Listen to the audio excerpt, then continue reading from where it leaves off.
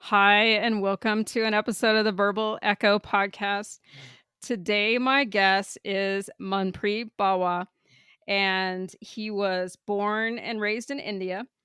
His quest for success landed him in the US just 1 month before 9/11, which put his dream to work as a software programmer in the bin. He continued to chase his dream while working at gas stations, pizza delivery, retail stores until he got back. He spent 20 plus years as a successful IT professional in corporate world and raised over 14 million in sales.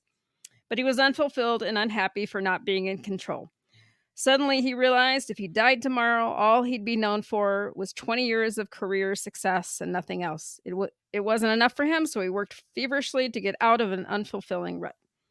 Along the way, he discovered his spiritual connection, mindfulness, and became able to receive what some call divine downloads or automatic writing.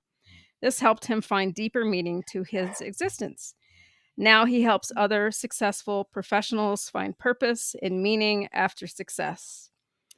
And we're going to hear about his YouTube channel and how you can get in touch with Manpreet. So, welcome. Thank you, Monica. So glad to be here. and Great. It's always fun hearing someone else read all the accomplishments that you've yeah, I done. sometimes I wish I could, hire the podcast host just to remind me and say that when I wake up. All right, you did this. Yeah, it's kind of yeah, I did all that. So do you have a podcast? Is that yours is on you're on YouTube? I used to have a podcast. I paused it. I started a podcast on entrepreneurship, spirituality, and the Mm. dance of life. I did it for a few months, and when I felt like it was just taking my life away, because I was doing all the work, editing everything, notes. So I had to put it to the pause because it didn't feel aligned anymore. But I still have a YouTube channel where I post regular videos, more short style, short form content is just less than a minute usually. Sometimes it's just 15-20 second video, and I share whatever wisdom I'm getting or what am I working on, and that still continues. Oh, okay. And it's called Daily Dose of Wisdom? No, it's called It's On with Manpreet Bawa, and the handle is at the rate the Manpreet Bawa. Oh, okay. Yeah, so folks, if you're interested, we'll put that in the show notes. Yeah. So I'm curious what this YouTube is about. What's the content of that? It's usual spiritual wisdom, and sometimes it's just the quotes from some ascended masters who have lived before us. Poets like Rumi, Hafiz, people like Albert Einstein. So when the science and spirituality aligns, and there is something that comes through, and I find it, I post it. Sometimes it's about my own journey, the lessons I'm learning through my journey. So it's a mix of things, but it's usually mindset driven, spirituality driven posts, which bite sized videos that can help you shift your perspectives. You some days you may not be feeling well, some days you maybe you're too excited, some days you're questioning, who am I, why am I here, what is my purpose. So I share these bite-sized wisdoms of my own journey, when I ask these questions and what I feel. So that's one part of it. The other part of it is when I have any bigger questions and I sit down and ask for guidance, and I write that, sometimes what comes through is so profound. I feel the need to share it, and then I will create videos out of it. You may call it some, it may appear like poems, short write ups, but usually it's wisdom with a deeper meaning, and that I could not have written myself. So even though the voice is mine, the words are not mine, they just come through me. you may call it as channeling, automatic writing, whatever it is, but really asking my higher self questions and sharing the answers that come through. Yeah, that's really interesting. I'm really deep into spirituality too, and it's really interesting when you close your thinking mind down, what you can Mm, open up to. It's yeah, yeah, like, I like that bite size. I like that. yeah, yeah, I think most people, if you're busy working or, doing the things that you have to do to survive, I think we get so overwhelmed, with our daily lives that we don't yeah, yeah. We don't, stopping and listening.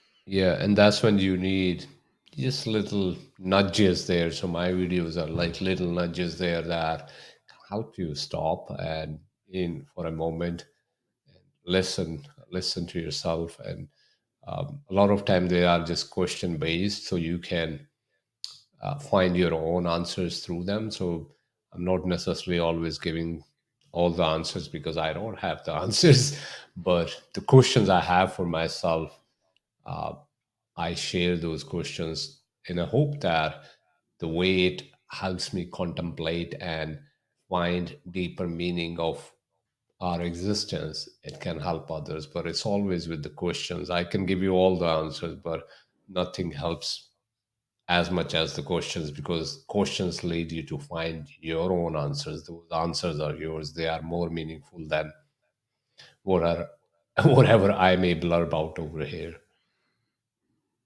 Right. Yeah, I like that. Um, yeah, the seek for searching for questions, I think is the beginning of finding truth and answers. Um, and I like that what you're giving people is short because I think that our attention span has gotten worse. I Yeah, mean, yeah. I remember when I was little and I've always had some focus problems with like studying and school and stuff. Mm, Somehow I did it. But I think I think over the years as I've gotten older, I think there's just so much information that's just coming at us from every direction, whether mm, it's mm, news, which I actually kind of avoid watching the news sometimes because it's so depressing. But, uh whether it's information that we need to know or, information about our environment, like and now that everything is just online, it's just so much information that it mm, just, um I think it's definitely affecting our attention span as humans. mm, And I think about our children and how it's affecting, our learning and schools for children. mm. Yeah, I mean, this is the age we live in. There was age of manufacturing, there was age of information. Now it's the age of attention. Whoever has your attention has everything you have. And if we do not learn to understand where our attention is, we are losing it.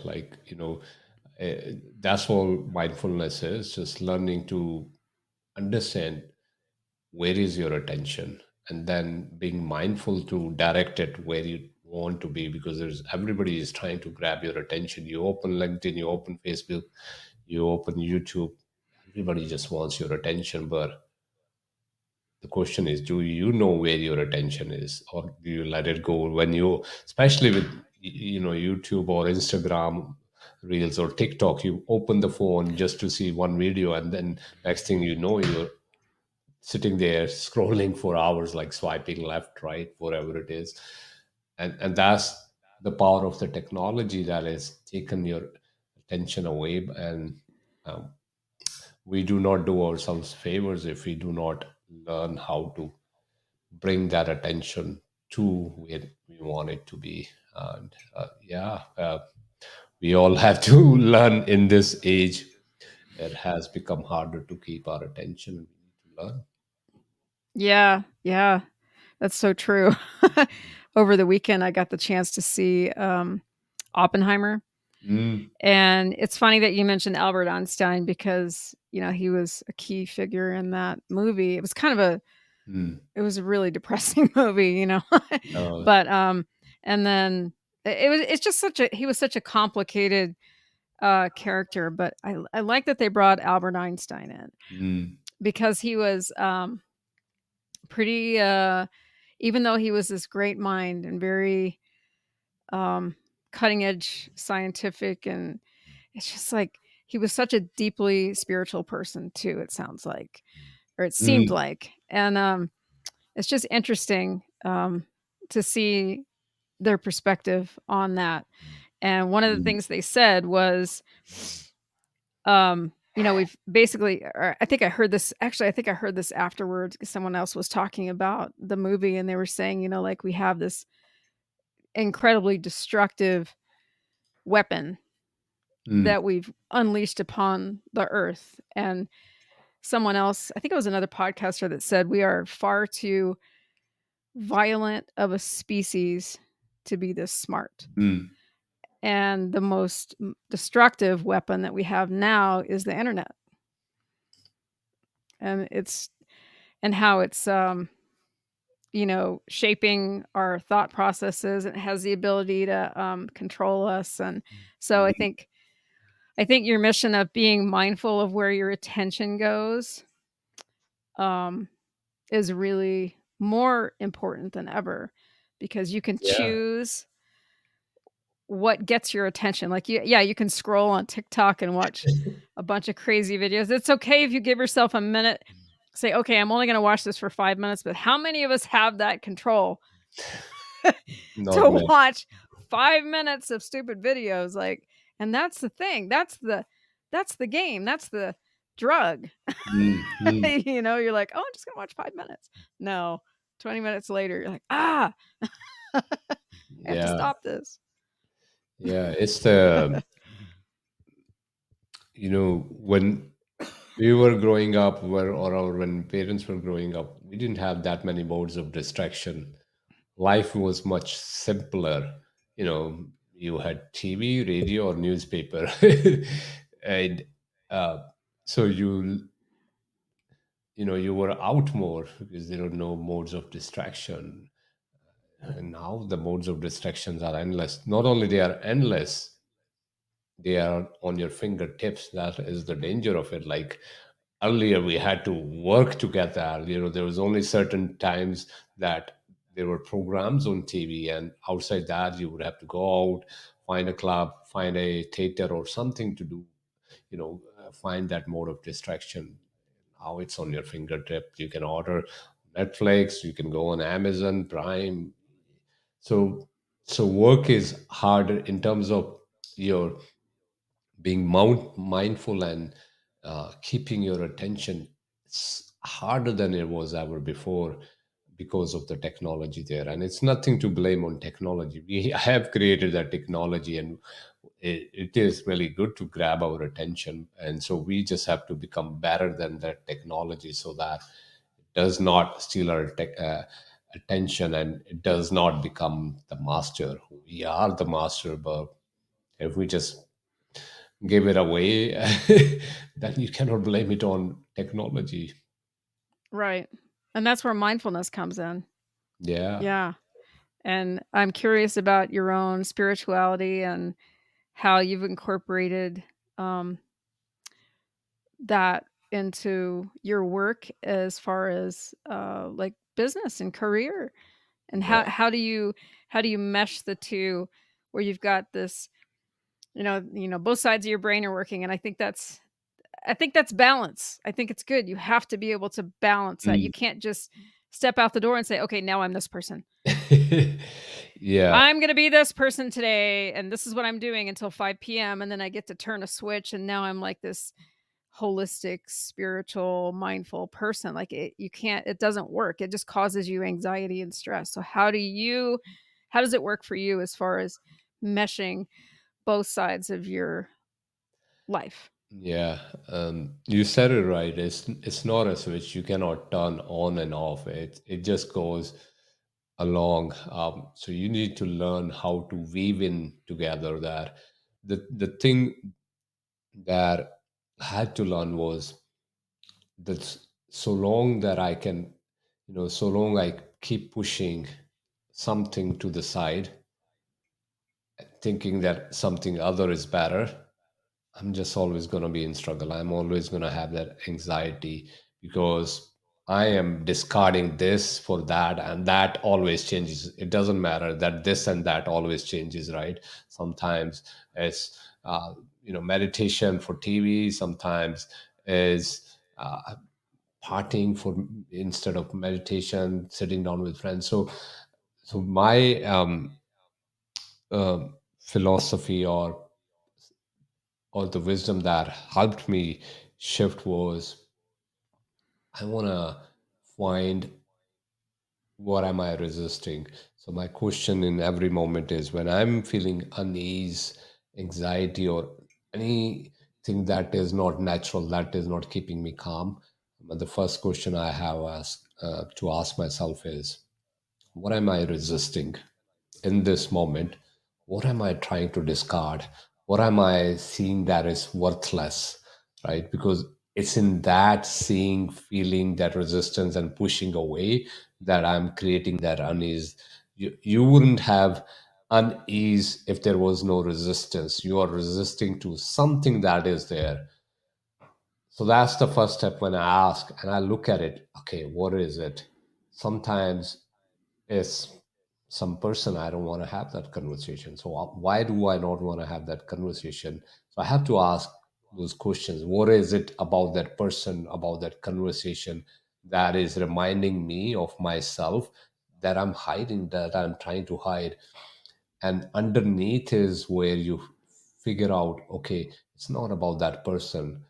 It's that in you there is a fear about that situation may unfold in a way that it may have unfolded in your past and you didn't like it. So if you were in a situation that made you angry or fearful and you didn't like it, my body is going to store that information, and the next time it's going to perceive that the same situation is going to occur, it's going to make you uneasy in that moment.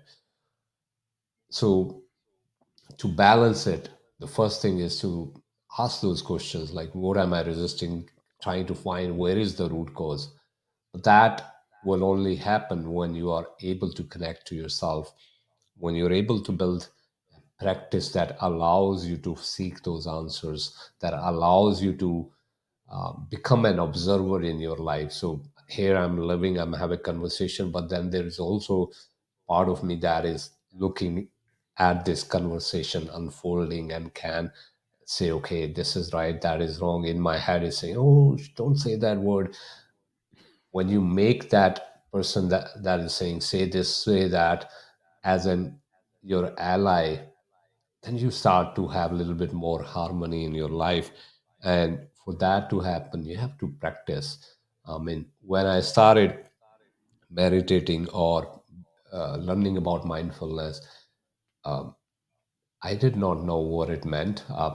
I thought it was some religious thing because a lot of meditations were um, came from these Eastern cultures, Hinduism, Buddhism, and to me that was conflict of faith. I am Sikh, so Hinduism and Buddhism is different, and there was part of me that outrightly rejected it because it came from a different faith. Um, so the first part of it was educating myself what mindfulness truly is, and it is really becoming aware of what your attention is, where your attention is, and then learning practices that can bring attention to where you are. If you're able to focus on something you wanted, that's a good thing to have, right? If you were able to, as a child, if you were able to focus on the studies when you wanted to study, instead of thinking about the um, plays or all the games you could have played or was all the TV, it would have been a good thing. But um, nobody teaches us that in school. People say, pay focus, pay attention. But nobody teaches us how to pay attention. That's what mindfulness is. So the I just got started picking up um, books, watching YouTube videos, and learning what actually mindfulness is, and then cultivating it into my daily routine. The best thing one can do is start your day with some form of mindfulness practice. It doesn't matter, it's 5 minutes, 10 minutes. In fact, I recommend in the beginning, it does not need to be more than 10, 15 minutes, because if you're going to fight that 15 minutes, right, you're going to say, oh, I don't have 5 minutes, 10 minutes, 15 minutes, then you're never going to be able to reap the results. So making it easy on you, uh, whatever time frame that suits you. If you think you can carve out 5 minutes every day in the morning and sit down and just become mindful, center yourself, and watch you what your mind is doing, you're gonna slowly develop that skill from 5 minutes to 10 to 15. And it does not mean you are going to be peaceful all day long.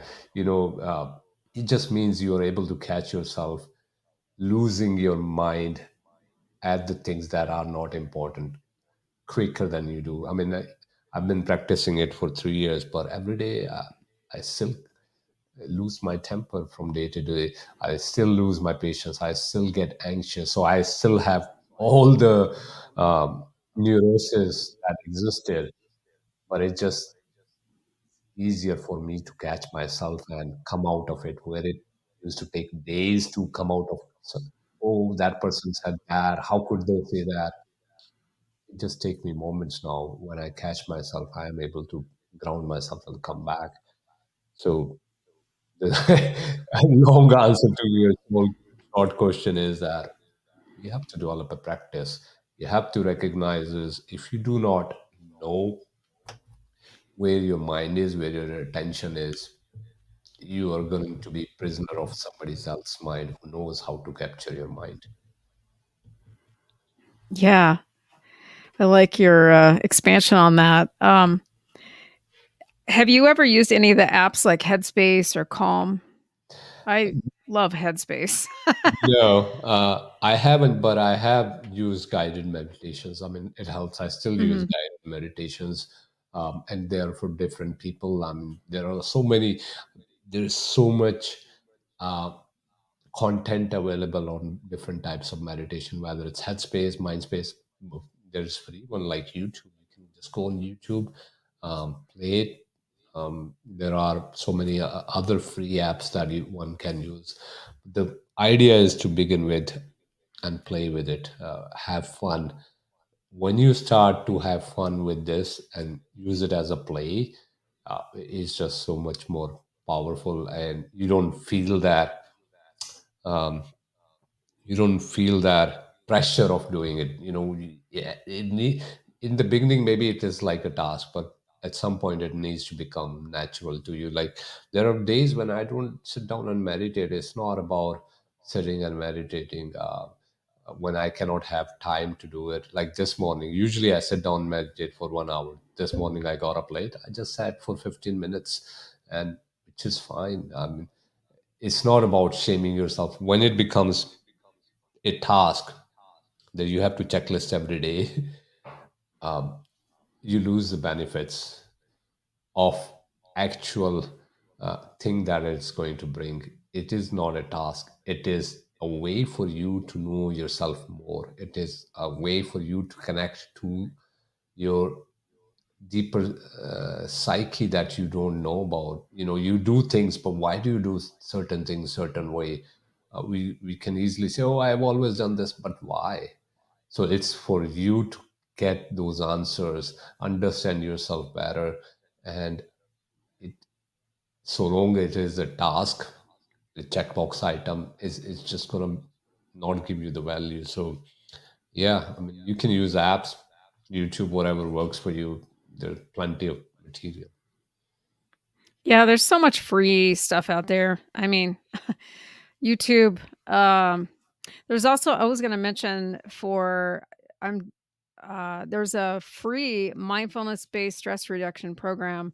It's online, you don't have to pay a penny. It's called it's this is for MBSR, mindfulness-based stress reduction. It's through Palouse Mindfulness. It's Palouse. And this guy is awesome. He just has put out this content. It's been out for years. It's free, totally free and equitable for anyone.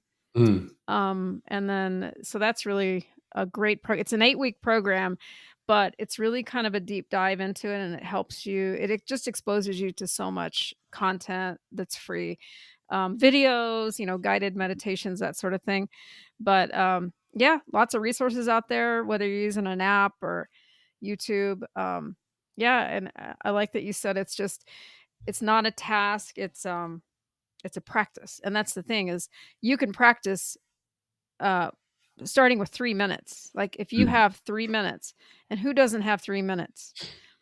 If you say that you don't have 3 minutes, You need to then do it more. that becomes a question, like, well, what does that mean? You don't Yeah, have if 3 you don't have minutes, 3 minutes, you really need to do it. You If need you to need to do do it you need 10 to minutes, give then it's really a gift, yeah, and that's okay. You can start with 3 minutes. I started with 3 minutes. yeah. It And that's only okay. takes a moment, the moment of peace, what is worth? If you don't have 3 minutes, ask yourself, what is a moment of peace worth to you? Then, Yeah. Yeah, I there's like a that. wise answer. If you cannot find a moment of peace, what are you doing with your life?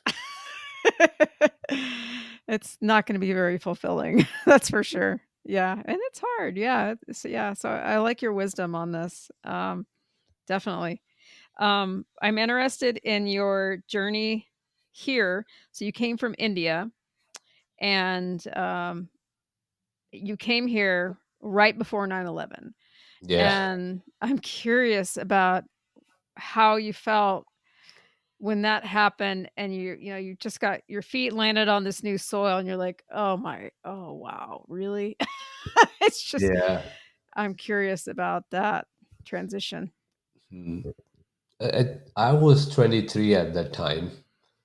So that age does play because, at 23, you are almost delusional, and which is good. I say it with a, good intent. Like, you're delusional. You do not know what the bad looks like. Everything looks like it's going to work out, right? Um, you have that wisdom in you, that tells you it's gonna be okay. So you do not worry the small stuff at that age because you have not experienced failure. You have not seen the life that closely, how bad, how worse it could be for most of all people. I mean, some people do go through a lot more rough times. But for me, I was 23. I was in a land that I knew there were opportunities. Yes, 9/11 happened. Yes, I knew the jobs were going to take longer, but I was still on a land of opportunities. I still had my dreams. Um, and, at that age, having access to your own car, I got my first car there, which was $1,000 beat up car. It was my car, so I had a car. I had my own computer. I still found a job at a gas station. I could drink as much as Pepsi Cola I wanted. I could eat 1 pound McDonald's or $1 McDonald's. That's all that mattered. Like, my desire were not as big, so that kept the misery away. And I knew in my somewhere, I knew in myself that it's just gonna be over. Like, it's just temporary. I was just enjoying. I worked at gas stations and I had fun. Like, in New Jersey, in the East Coast, there are full service gas stations that you have to pump petrol and gas into people's car. But I enjoyed interacting. Everything was so new to me. The people, the culture. I was so curious. Like, I remember I was working at gas station first few days when they were teaching me how to work, how to pump gas, how to talk to people, how to take payment on credit card.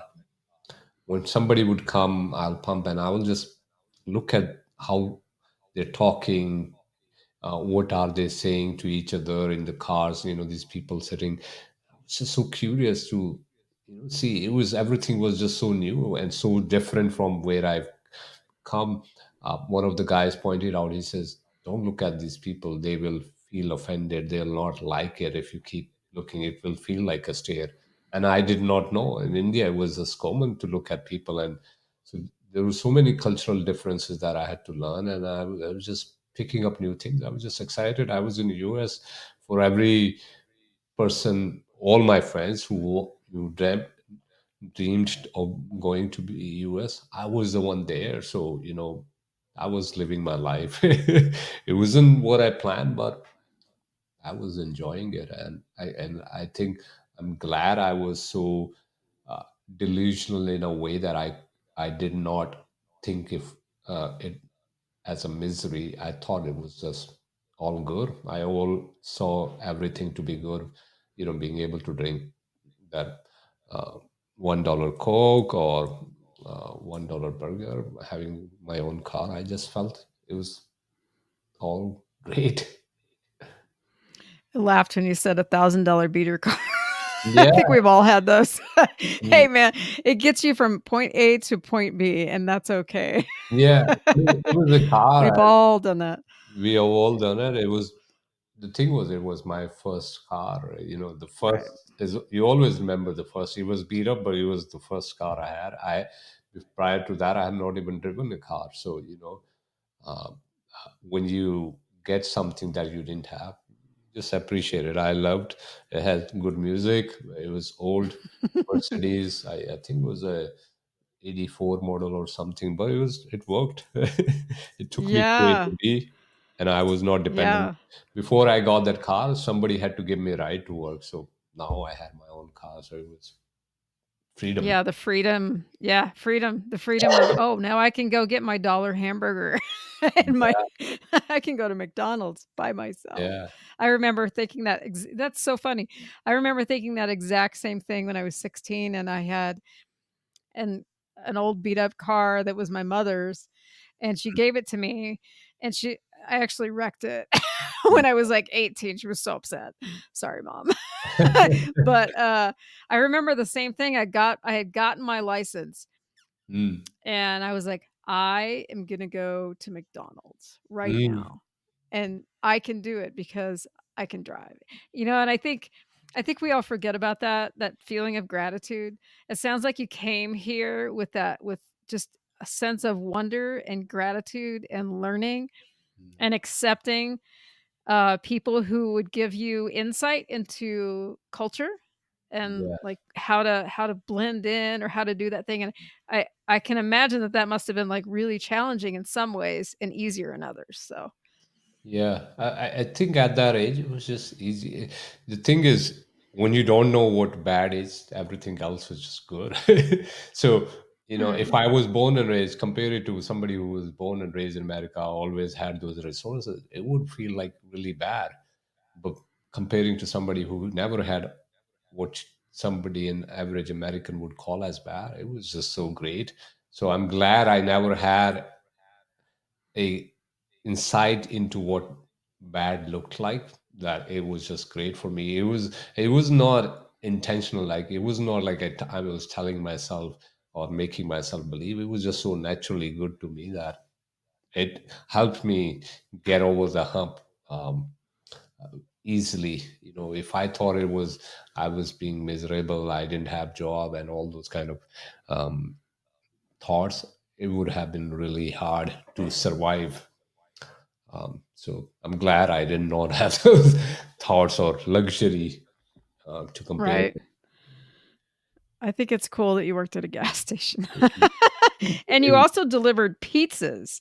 Yeah, yeah, Did you so you had a car, did you have to use your car to deliver pizzas or did they yeah. was it like a So yeah. I would, before going to gas station, I'll do pizza delivery for a couple of hours. My gas station shift would be night, so I would spend couple hours in the afternoon to do that. It was great. I I remember one time.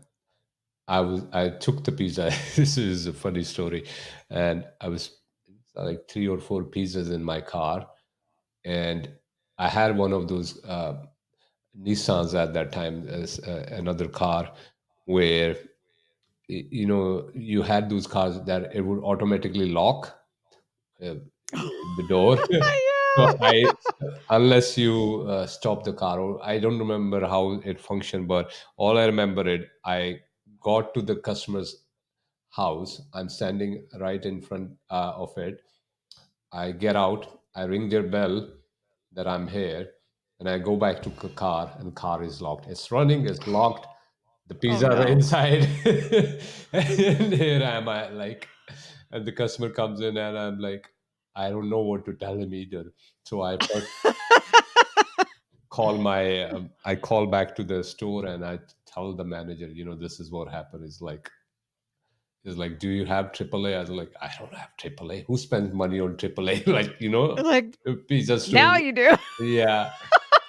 He's So like, "Do you have a coat hanger? yeah, Do you have one of those Jimmy things?" I'm always amazed when they come and they can get the especially back then, cars were easier to get into with yeah. the those So devices. so I called my store manager. He said, okay, you need to inform to the customer. So I told the customer, and he felt such a pity. Like, I'm still 24. I'm young. You can see on the face that this guy is in trouble, and so he asked me, oh, do you have AAA? I said, I don't have. So then he used his own AAA card, calls the service. It takes an half an hour to 40 minutes for them to come and get the pizzas out. Thankfully the car was running, so the heat inside was running. It was, November or December time in New Jersey. It was really cold, and so by the time 40 minutes, no matter what kind of um, a car it is, and it's gonna get cold. So the pizzas got out. It was cold. Yeah. He told me the pizzas were cold, and I asked him if you want me to go back and bring more pizzas, fresh pizzas, and they were like, obviously, he may have expected that um, either to get some form of discount, or I don't know. I mean, he offered his AAA very generously. He didn't need to do it. It could have been Domino's problem to solve that issue, but he helped me. So then next time he came, I had my manager to give him discount on the pieces, but it was funny, and I was also grateful. Like, that was grace. Like, it was his, in that moment where it was locked, I did not know what to do. That customer gave the grace. He helped get the AAA because my manager wouldn't do it. I wouldn't do it. My car was running. I didn't know what to do. I worked.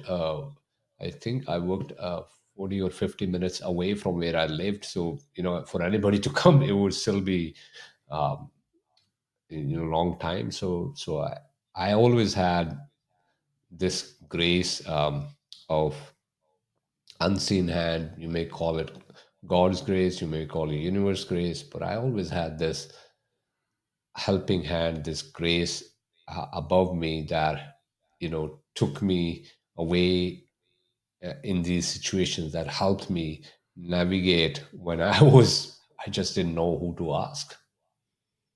Yeah, and you had a kind person too.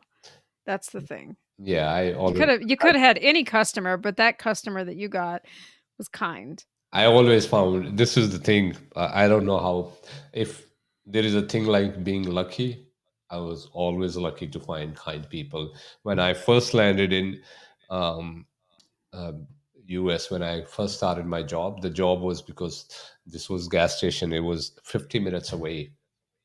I needed a ride to get there. There was no bus who that would take, and we found somebody.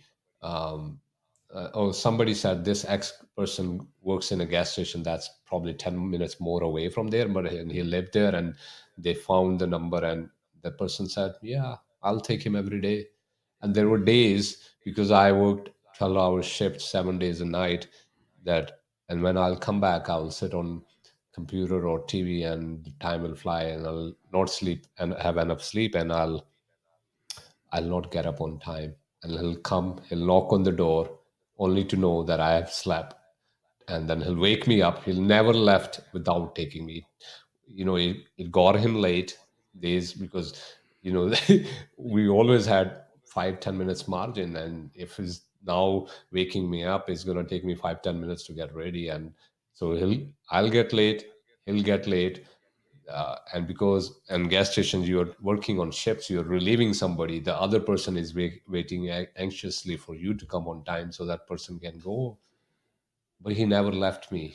Even though he got in trouble at his job, he never left me sleeping. He always made sure, because he knew that one day is, every day if I miss, I'm gonna not only miss the job, I mean, not only I'm gonna miss the money, but I'm gonna, I may lose my job. So I was always, uh, it was so great to always have those kind people who held my hand. So I always felt God's grace through these hands who took me and helped me in these times, because I was in a land where I did not know nobody, right?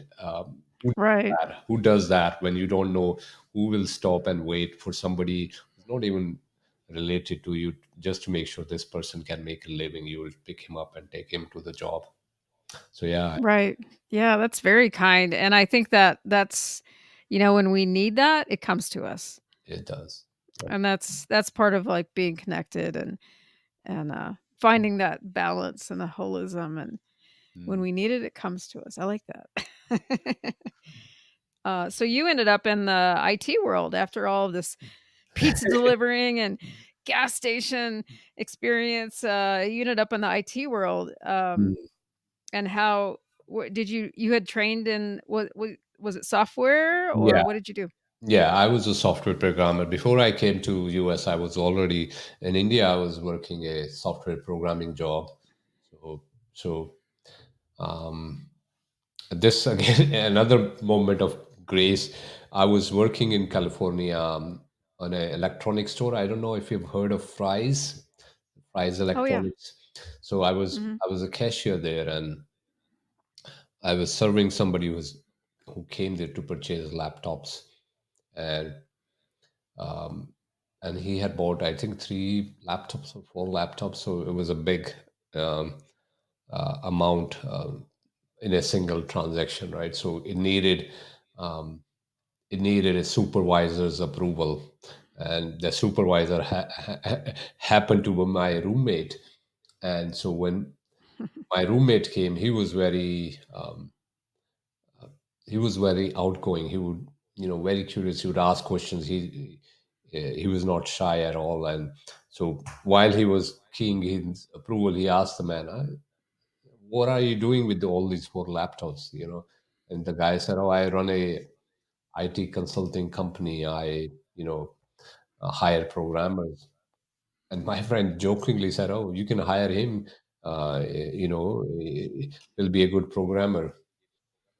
And to our surprise, he said, "Yeah, sure, send me my resume." He gave his card, and he gave his card and said, "Send me resume."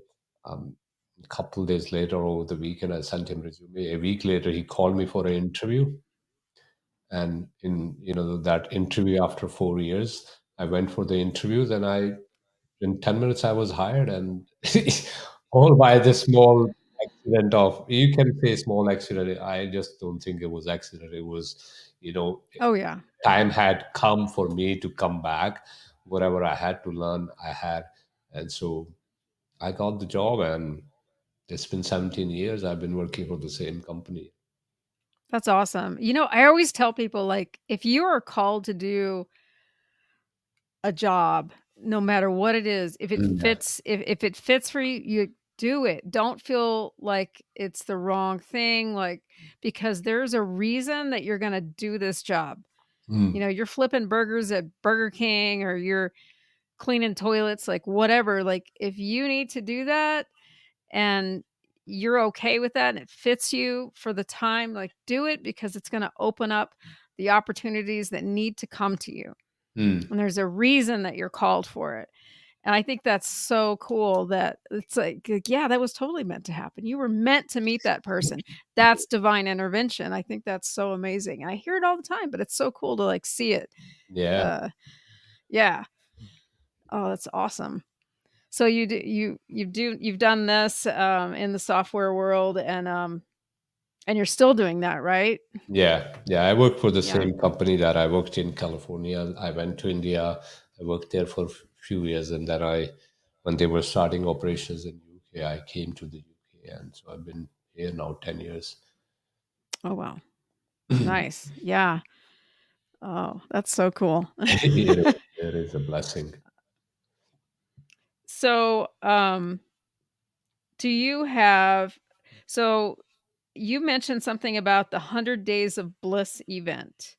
Mm. Is this a previous event you did, or what tell us about that? Yeah, it was last year. What I did was, uh, I one of the things I learned in my journey of finding myself or shifting my perspectives is was to start my day right. Like I control my days, and if I don't start it right, I am not setting the tone. So the 100 days of bliss was about starting your days with the right tone, setting the tone for the day, taking the control of the day. And what I asked people to do was whoever signed up, it was free event. There was nothing, no obligations. All I asked was start your day with something that you love to do, whether it's reading a book, going for a walk, meditation, listening music, eating good breakfast, whatever it is. Commit that you will start your day for next 100 days with something you love. It didn't matter what it was. It didn't matter how much time you put in. But what mattered, what it is, had to be something you enjoy. And that's when you enjoy, when you start your day happy, when you're blessed, you cannot have bad days. I mean, you can have bad moments in the days, but that trajectory of starting it with the right vibration, right frequency, right thoughts, that sets your day. And that's what 100 days of bliss. And I think there were 20, 25 people signed up, and we ran with, everybody ran it their own. I originally planned that we would do a, you know collective meetup after the 100 days, or in somewhere in the between. It never happened. I got engaged with the other projects that came up. But yeah, anybody can start it. And the reason we picked up 100 days was because it takes time to build habit. It takes time to overcome yourself. When you have been a person who has started their day just giving it away to your family, to your work, to whatever is calling for you for that day, you forget to live yourself. So it was just a way to learn to live yourself, one moment a day, starting it right. Do you think you'll do that again? I should do that now that you ask. I was actually thinking that. When you asked this question, there was a thought. Yeah, maybe I should do that. I think I'll work upon something like this very soon. Yeah, I like that. Um, yeah, so, what so you're also on let's see, we'll put the links for your, YouTube channel in, and then you're also on LinkedIn if anyone wants to get in touch with you either professionally or whatever, we'll put Yeah. that down. Is there any other, projects that you're working on currently Um, that you wanna share? yeah. I mean, there's something in making right now. I don't do many events, but every 2, 3 months I will do a event, a couple of hours events where I'll share what I've learned. I'll share some wisdom. We'll do some mindfulness practice. So I'm working on something that probably will plan in next 3, 4 weeks to come out. And I don't know what that topic is, but it's generally around spirituality. It's something that would be a way for you to connect and recognize yourself more. So when I do, I will share it with you. And like you said, LinkedIn is the place where it'll get posted. I connect with people there. Anybody has questions, you can engage on my feeds, or you can send me DM there. That's the best place to connect with me. YouTube is just, people come watch videos, you go, you may leave comments, but if you want an interaction, LinkedIn is the best place to do that. Yeah. Nice. Yeah, awesome. Yeah. So I have my fun question at the end. Mm. So you're from India, and I don't know how many listeners love Indian food, but I absolutely love Mm. Indian food.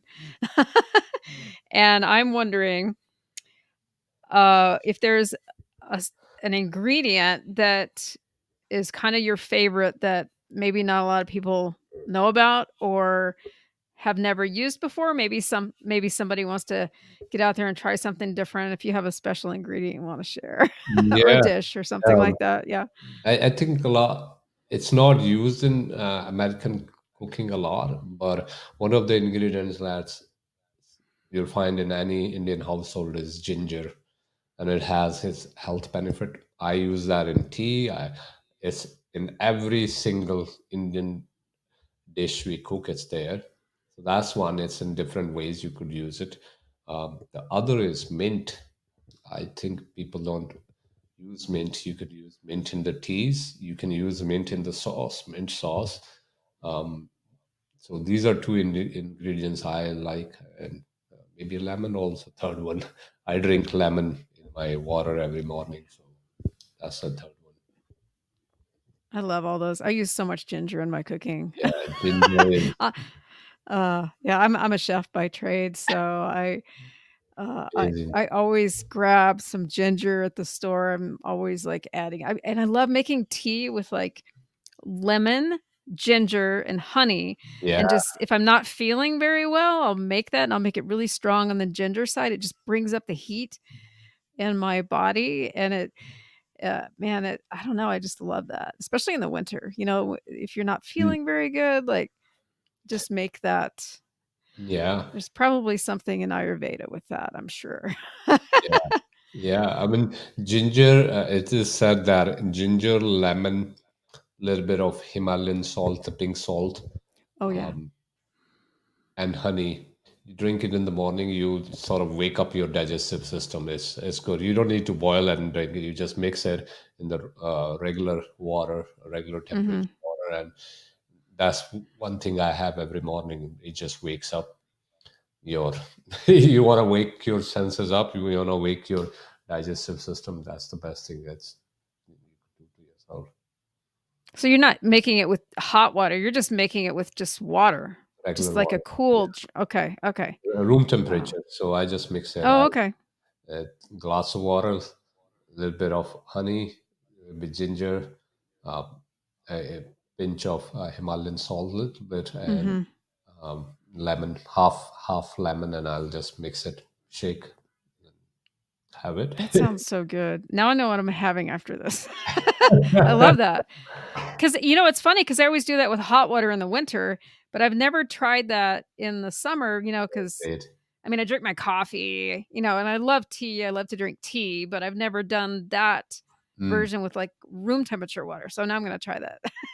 Right, That sounds empty great. stomach, it'll just try it. It just makes you feel a little more lively, like easy on your Mhm. body also. Yeah, Yeah. lemons have that way. Oh, I love lemons, yeah, they're great. Okay, now I'm gonna try it. I'm gonna run my experiment today, see if I feel lively. Mm. Yeah. All right. Well, Manpreet, thank you so much for coming on and sharing your story. I hope everyone enjoyed it, and I know I sure did. So, thank you so much. Thank you, Monica, for having me. It was a pleasure. I mean, there's a lot of stories that came out that I have not remembered in a long time. So glad to be here. Oh, good. Yeah, I'm glad. Yeah, thank you so much for sharing. Okay, thanks everyone.